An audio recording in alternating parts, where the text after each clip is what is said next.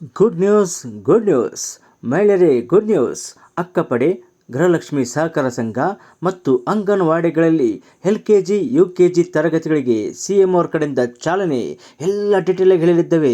ಆದ್ದರಿಂದ ಈ ವಿಡಿಯೋವನ್ನು ಎಲ್ಲೂ ಸ್ಕಿಪ್ ಮಾಡದೆ ಪೂರ್ತಿಯಾಗಿ ನೋಡಿ ಮತ್ತು ನಮ್ಮ ಈ ವಿಡಿಯೋವನ್ನು ದಯವಿಟ್ಟು ಲೈಕ್ ಮಾಡಿ ಮತ್ತು ಸಬ್ಸ್ಕ್ರೈಬ್ ಮಾಡಿ. ಪಕ್ಕದಲ್ಲಿರೋ ಗಂಟೆ ಬಟನ್ ದಯವಿಟ್ಟು ಒತ್ತಿ. ಬನ್ನಿ ವೀಕ್ಷಕರೇ, ಎಲ್ಲ ಡೀಟೇಲ್ ಆಗಿ ನೋಡೋಣ.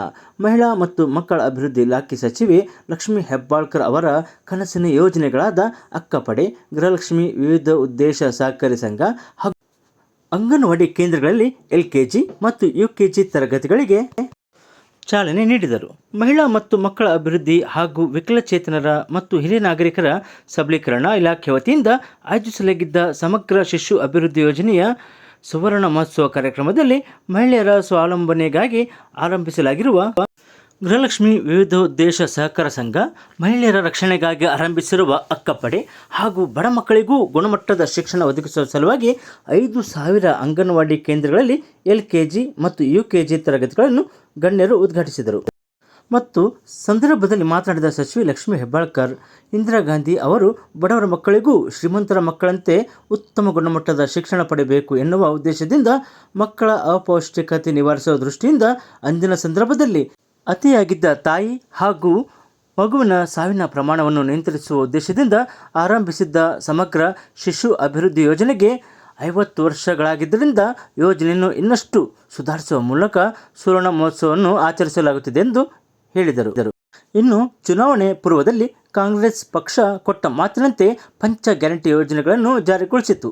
ಅದರಲ್ಲಿ ಒಂದಾದ ಗೃಹಲಕ್ಷ್ಮಿ ಯೋಜನೆಯ ಮುಂದುವರೆದ ಭಾಗವಾಗಿ ಮಹಿಳೆಯರಿಗೆ ಇನ್ನಷ್ಟು ಆರ್ಥಿಕ ಶಕ್ತಿ ತುಂಬುವ ಉದ್ದೇಶದಿಂದ ಗೃಹಲಕ್ಷ್ಮಿ ವಿವಿಧ ಉದ್ದೇಶ ಸಹಕಾರ ಸಂಘವನ್ನು ಆರಂಭಿಸಲಾಗುತ್ತಿದೆ. ಇನ್ನು ಮಹಿಳೆಯರ ರಕ್ಷಣೆಗಾಗಿ ಮಹಿಳಾ ಮತ್ತು ಮಕ್ಕಳ ಅಭಿವೃದ್ಧಿ ಇಲಾಖೆಯು ಗೃಹ ಇಲಾಖೆಯ ಸಹಕಾರದೊಂದಿಗೆ ಅಕ್ಕಪಡೆ ಯೋಜನೆಯನ್ನು ಅನುಷ್ಠಾನಗೊಳಿಸುತ್ತಿದೆ. ಬಡ ಮಕ್ಕಳಿಗೆ ಸರ್ಕಾರದಿಂದಲೇ ಎಲ್ಲ ಸೌಲಭ್ಯಗಳನ್ನು ಒದಗಿಸಿ ಪೂರ್ವ ಪ್ರಾಥಮಿಕ ಶಿಕ್ಷಣ ಒದಗಿಸುವ ಮಹತ್ವಾಕಾಂಕ್ಷೆಯಿಂದ LKG ಮತ್ತು UKG ತರಗತಿಗಳನ್ನು ಆರಂಭಿಸಲಾಗುತ್ತಿದೆ ಎಂದು ಅವರು ಹೇಳಿದರು.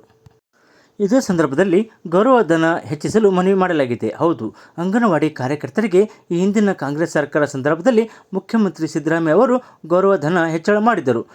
ಕಳೆದ ವರ್ಷ ಕೂಡ ಮತ್ತೆ ತಲಾ 1,000 ರೂಪಾಯಿ ಹೆಚ್ಚಿಸಿದ್ದಾರೆ. ತನ್ಮೂಲಕ ಕಾಂಗ್ರೆಸ್ ಕೊಟ್ಟ ಮಾತಿನಂತೆ ನಡೆಯುವ ಪಕ್ಷ ಎನ್ನುವುದನ್ನು ಮತ್ತೊಮ್ಮೆ ಸಾಬೀತುಪಡಿಸಿದ್ದೇವೆ.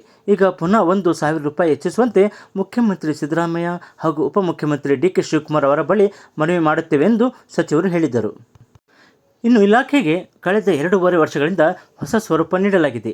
ಇಡೀ ರಾಷ್ಟ್ರವೇ ಕರ್ನಾಟಕದ ಮಾದರಿಯನ್ನು ಅನುಸರಿಸುತ್ತಿದೆ. ಕೇಂದ್ರ ಸರ್ಕಾರ ಕೂಡ ಹಲವಾರು ರಾಜ್ಯಗಳಿಗೆ ನಮ್ಮ ಮಾದರಿಯನ್ನು ಅನುಸರಿಸುವಂತೆ ಇತರ ರಾಜ್ಯಗಳಿಗೆ ನಿರ್ದೇಶನ ನೀಡಿದೆ. ಇದು ನಮ್ಮ ಸಾಧನೆಗೆ ಹೇಳಿದ ಕನ್ನಡಿಗರೆಂದು ಹೇಳಿದ್ದಾರೆ. ವೀಕ್ಷಕರೇ, ನಮ್ಮ ಈ ವಿಡಿಯೋ ಇಷ್ಟವಾದಲ್ಲಿ ದಯವಿಟ್ಟು ಲೈಕ್ ಮಾಡಿ ಮತ್ತು ಸಬ್ಸ್ಕ್ರೈಬ್ ಮಾಡಿ.